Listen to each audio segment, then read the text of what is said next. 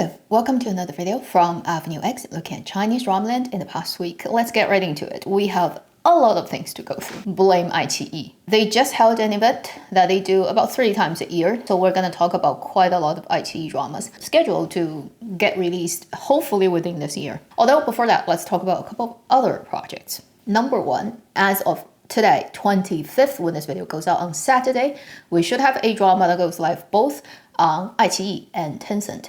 This is the idol period fantasy drama, 家偶天成. English title is Fate Chooses You. This is the drama led by Ren Jialun and Wang Herun. And I believe it's in the same world setting of A Moment But Forever, if I haven't remembered wrong. Okay, I roughly, vaguely remember that's where it comes from. Although as dramas, you totally don't have to look at them in that way. They've released new trailer and all the scheduling things are happening, and I'll put the material out here. To me, I probably will not pay too much attention to it just because I have long given up on any dramas that Ren Jialun leads. He's hit his ceiling of the acting world. Next, we have a drama that's being scheduled to go live on the 26th, so Sunday. You should have this drama going live, 28 episodes, contemporary one, on Youku, and that is the everybody see coming, but just waiting for the specific date. The police drama, 黑夜告白, Light of the Night, led by Wang Hedi and Pan Yueming. And I'll definitely go and check it out. I hope it's a worth watching drama. And curious to see Wang Hedi playing a, this time, realism character, contemporary one, and most likely his own voice, whether that can work in a police drama. He hasn't done one yet, right? So just a little bit curious about that, and then obviously seeing Pan Yueming paired up with him. These are the 2 dramas that have clear dates and happening immediately after this video. Then we have a movie that has been announced will get shot soon. It's already in pre-production. Interesting thing about it is it's done by Zhongwu Yangguang Daylight Entertainment. They're making a movie. More interesting about it is the spin-off of the idea of a television series they've done previously that was successful, Reset. 开端. So for the movie version, it's also called Reset, but it has like a subtitle, The Package That Couldn't Get Delivered. And this is a reset story of somebody who gets trapped in a day, and they always die before 8 o'clock in the morning. Courier service guy who goes to deliver something, but he couldn't make it happen, and the death happens always. And the person who always dies also is the lady who receives the package, I feel, based on the synopsis. And they're trying to break through that loop and figure out how to not die. So that is very similar to the bus explosion we have in the drama series. And for the movie version, the courier service guy is Zhang Ruoyun. And the lady who just can't survive past 8 o'clock in the morning is Zhong Chuxi. Probably not gonna see it this year. Now, before we jump into the ocean of iQiyi's trailers on dramas they have on hand, I want to quickly mention during this event iQiyi held, its CEO Gong Yu threw out a bomb that that made the whole sort of like drama world shudder a little bit. So basically, iQiyi claims they are involving AI into a future type of drama they want to make called AI actor drama, where they sign contract with real actors and get their face and their voice and their body scanned into an AI, and then make a drama using that person as the main actor, but AI version. They're not doing it without authorization. Even when you sign a contract with them, you specifically give the face and sound right to that specific production and that specific character. So every time an AI drama happens, you have to reauthorize as an actor to give you right to that specific character. So even when they sign you up on their platform, they can't just use your image and voice freely. That's kind of the idea. And they put out this panel of pictures on their conference where hundreds of actors are listed there. And if you freeze the frame and see who those people are, right, there are a lot of major actors in China. And I'm like, really? Is that true? Now we're getting to that point now? And the argument is maybe people want to see more of this actor playing stuff, but they can only do 3 dramas a year. So they have an AI doppelganger who do it AI for them. And because of that drama's nature, it doesn't need real set, it doesn't need real crew. You can produce a story at 1/10, even 1/20th cost of a real drama. You still get the actor's face, and if people like him, her, they can watch content. That's their argument. Obviously, when this goes out, internet was like exploding, and everybody is like, now we're at that point now. We don't even want to watch the real people like put effort in, perform drama. Now you're gonna feed us AI crap and we still pay you subscription? Are you mental? So that was the internet's reaction, which makes total sense. And immediately, quite a few actors put official statement out on their social media account saying, I have never authorized the platform to use me in this way. I never will do. I do not know why my picture ended up there, but it has nothing to do with me. What can I say? I mean, iQiyi just keeps pressing on the wrong buttons. And ever since Drifting Away drama, I have completely lost any sort of good opinion on this platform. It's just like, if one day you bankrupt, I'll go and light some firecrackers for happiness. I thought making a face of Liu Yuning and put him in Where Winds Meet and Play the Game is already pretty over the top on my end. See how far the platforms have already gone? And so during their meeting, they're talking about quite a lot of dramas they have on hand, and we're not gonna go through all of them. It's impossible. There are like 20, 30, 40 of them. I have separated them into so-called contemporary drama, which is not exactly contemporary, but I want to even the number, and the period ones. So let's first talk about quotation mark contemporary dramas. 7 of them. Number 1, a short 8-episode drama that's very likely to go live in May. That will go on satellite television for sure, and also iQiyi. And this is called 开始恋歌. It is led by Li Landi and Guo Junchen. English title is Bloom Life. 开始 is in Xinjiang, which is Kashgar in English pronunciation. And just type in the name on YouTube. You'll find a couple of traveler vloggers who've done videos in there recently that were very well made. National Geography level of well made. Anyway, so this is a very much like designed for promoting that place's short drama. We've had a couple in the last couple of years, and this one is about that part of Xinjiang, and it's Li Landi and Guo Junchen, and there's a new trailer out. It looks pretty proper. Next, contemporary drama that got promoted called 深渊无间, and the English title just Abyss, and it is led by Ren Jialun and Qin Junjie.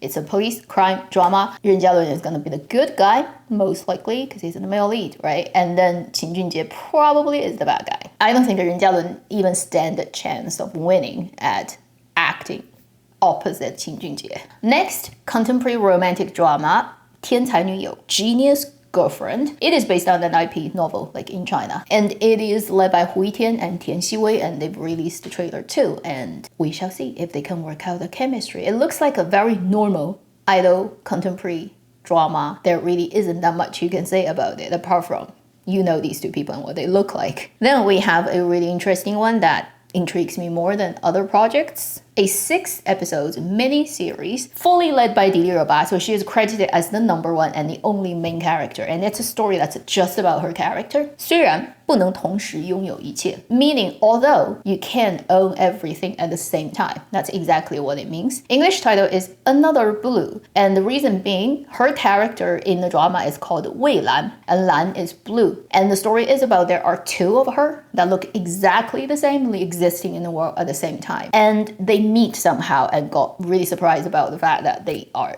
almost the same person, and then they decide to switch identity. So one live another person's life and give it a try type of situation. So it's a 6-episode short drama, Another Blue, another female lead character. I'm happy to see Dili Roba not being a fantasy idol drama character anymore, right? Contemporary one and well-dressed and pretty, right?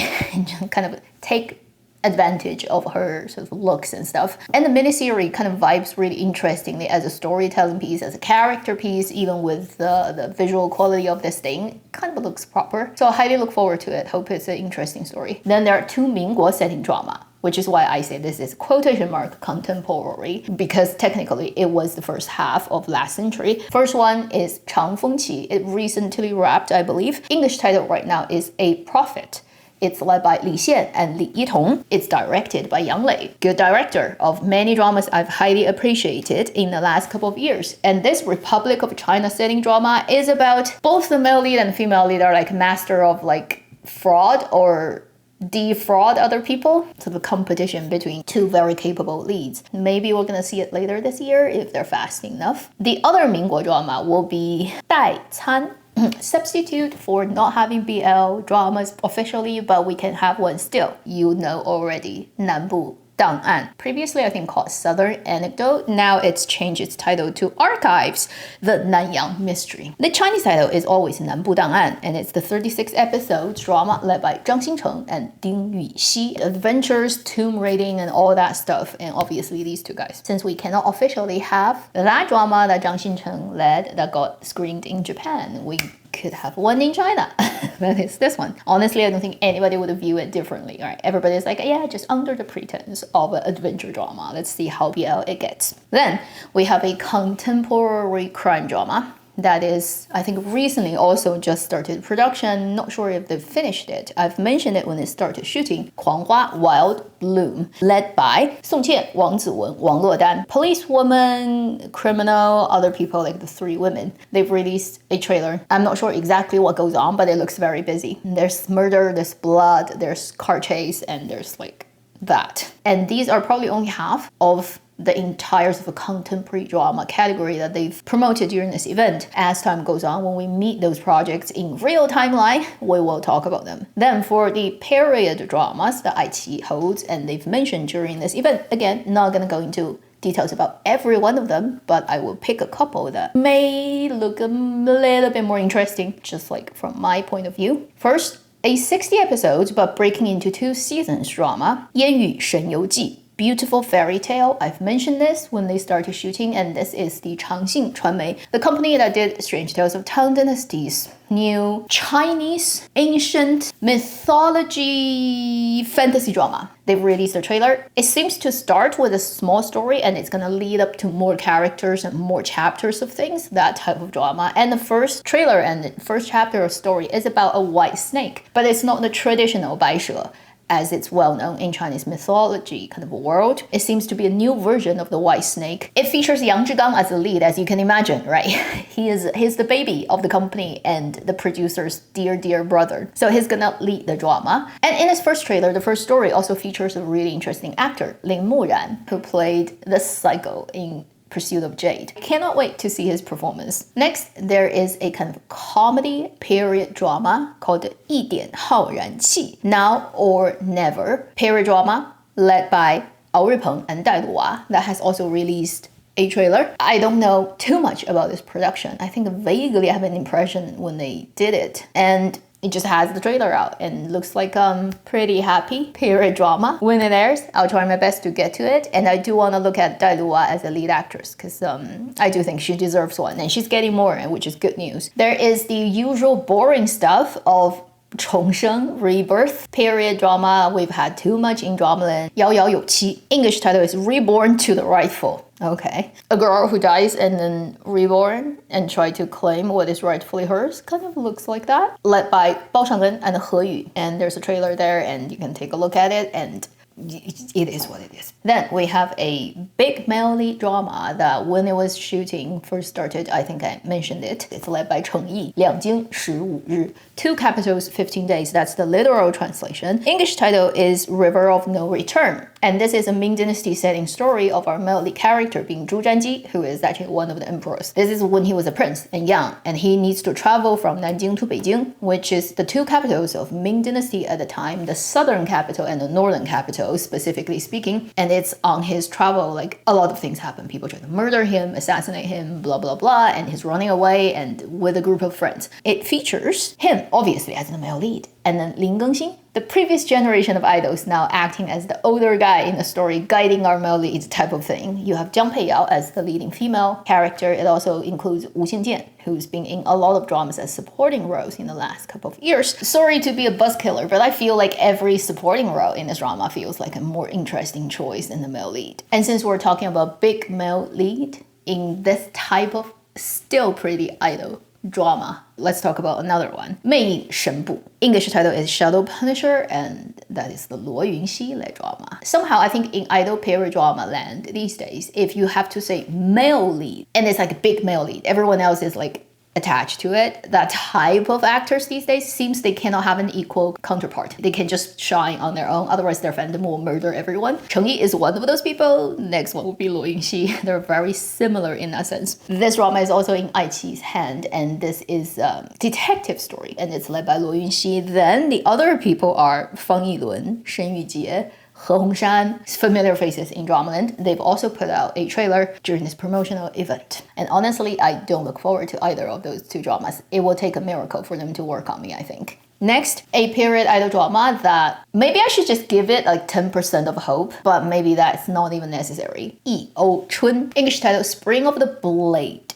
A period drama that's led by Zhou Ye and Xu Kai. And it's about the girl who goes back to her home that she hasn't been living in for years and revenged. Very glory. Chen Duling and Xing Yunlai drama, almost the exact same setup. Like, look at the trailer. It's like copy-paste. Why I say 10% of hope? I looked at the trailer. It seems there is a little bit kind of a workable chemistry between Xu Kai and Zhou Ye in this case. One reason is right now I'm watching the Tencent drama that's led by Xu Kai. That's a crime drama in which he actually doesn't look very bad. Like his acting in the contemporary drama in that one is not too bad. Compared to his period drama where he's just like inactive, the contemporary drama he's doing actually looks okay. I'm like, oh, I'm surprised you can actually to some extent act. I guess it just depends on whether you want to work at it. As for Zhou Ye, if she plays really cool, cold, and not having any facial expression character, she can work. The problem with her is once she starts to move and talk a lot, her movement on her face often make her proportion goes out of whack and making her look ridiculous. She doesn't seem to be very good at like controlling her face. But this character looks like one of those smirking and not doing any big expression characters. Maybe that will work. I don't know. I just feel like maybe there's 10% of hope that it could work. Then, saving the best to the last, the one that I definitely want to look at, and probably among all the period dramas we've talked about today, the only one I truly want to take a look at, Qin Mi, the unseen Qin Empire. Qin Shi Huang, first emperor of China. And it's been in the making for a while. It's a big historical. It looks like a really proper one. Put the trailer up here. It is led by Chen Xiao. The second most important character is credited to Zhang Xingcheng, although it also features many other actors such as Dai Luwa, Dai Xu, all the historically famous people of Yingzheng, the first emperor of China. Surrounding him will be showing up the famous officials, the famous eunuch, his mother, that famous businessman Lü Buwei, who is so well known in Chinese history due to his rumored relationship with Qin Shi Huang himself, and obviously his mother. The trailer shows you what they look like, the vibe of the drama, even the actors' main ones speaking their lines, and I'm happy to see Dai Luwa also showing up in this drama again. I can't wait to see her performance in this one because it will not be heavily idol drama. I think they will lean more towards historical. Qin Shi Huang is a tricky topic. Not an easy character to play, and one of those famously kind of like people believe if you don't do it justice, you're gonna get cursed and jinxed character in Chinese history, just because of his importance to everything that happened after him. So it's a pretty difficult and big task character for anyone to take it on, and let's see if Chen Xiao can create a character that will make his name remembered for a long time to come. The rest are, as time goes on, we will see them. Most of my audiences, if you've watched my video diligently, you would know their existence, and it just happens to be one of those weeks where things get dumped on you. At the end of this video though, the most worrying thing about this week definitely is the AI actor from iQiyi. There was a time we thought like, you know, if we have AI, we're gonna use them to make our life easier. Now you have like creating more crap content so that everybody is glued to their screen and cannot think straight. Weirdly, I'm talking about all the stuff in that world and kind of like contributing to the mass getting more stupid and glued to the screen. Irony of my life. Anyway, thank you for watching Avenue X. I'll see you in my next video. Meanwhile, live long and happy drama watching.